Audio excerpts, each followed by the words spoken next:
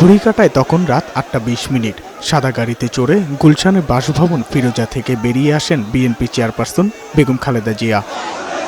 নেতাকর্মীদের ভিড়ে তিল ধারণের ঠাঁই নেই পুরো এলাকায়। মুহুর্মুহুর স্লোগানে প্রকম্পিত হয়ে ওঠে গুলশান 2। প্রিয় নেত্রীকে এক নজর দেখতে উপচে পড়ে বিএনপি ও অঙ্গ সংগঠনের নেতাকর্মীরা।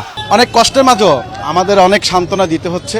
সারা বাংলাদেশের জনগণ আল্লাহর কাছে দুহাত তুলে ফরিয়াদ করতেছে, আমাদের প্রিয় নেত্রী সুস্থ হয়ে বাংলাদেশের মাটিতে ফিরে আসুক। নেতাকর্মীদের এই ঢল দেখা যায় গুলশান 2 থেকে বনানী খিলক্ষেত হয়ে হযরত শাহজালাল আন্তর্জাতিক বিমানবন্দর পর্যন্ত।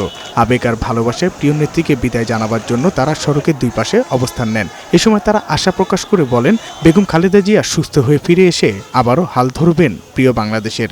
আল্লাহ পাকের কাছে আমরা দোয়া করি উনি ফেরত আসে, বাংলাদেশে একটি সুষ্ঠু নির্বাচনের মাধ্যমে জনপ্রতিনিধি নির্বাচিত হোক।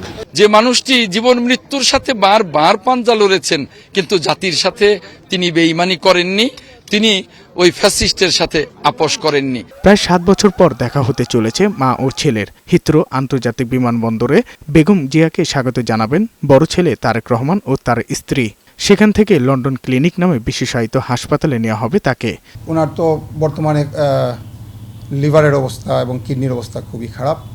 ওনারা যত ধরনের টেস্ট আছে সব ধরনের টেস্ট করবেন।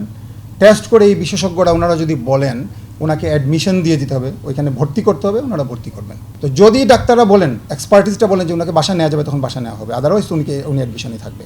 এদিকে মঙ্গলবার রাত 10:55 হযরত শাহজালাল আন্তর্জাতিক বিমানবন্দরে প্রবেশ করেন সাবেক প্রধানমন্ত্রী খালেদা জিয়া। বিশেষ প্রক্রিয়ায় আগেই খালেদা জিয়ার ইমিগ্রেশন সম্পন্ন করা হয়। তবে বিমানবন্দরে দেরিতে পৌঁছানোয় খালেদা জিয়ার ফ্লাইটটি নির্ধারিত সময় ছেড়ে যেতে পারেনি।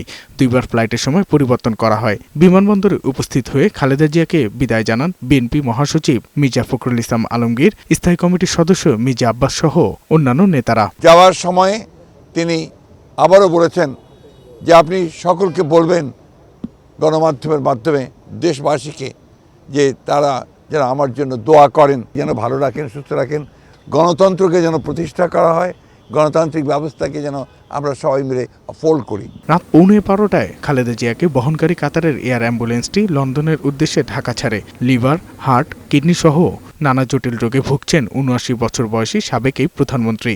কাতারের চিকিৎসকরা ছাড়াও খালেদা জিয়ার মেডিকেল বোর্ডের 6 বিশেষজ্ঞ চিকিৎসকও গিয়েছেন তার সঙ্গে। একই বিমানে রয়েছেন বেগম জিয়ার ছোট ছেলের স্ত্রী শর্মিলা রহমান সহ ব্যক্তিগত কর্মকর্তা কর্মচারীরা।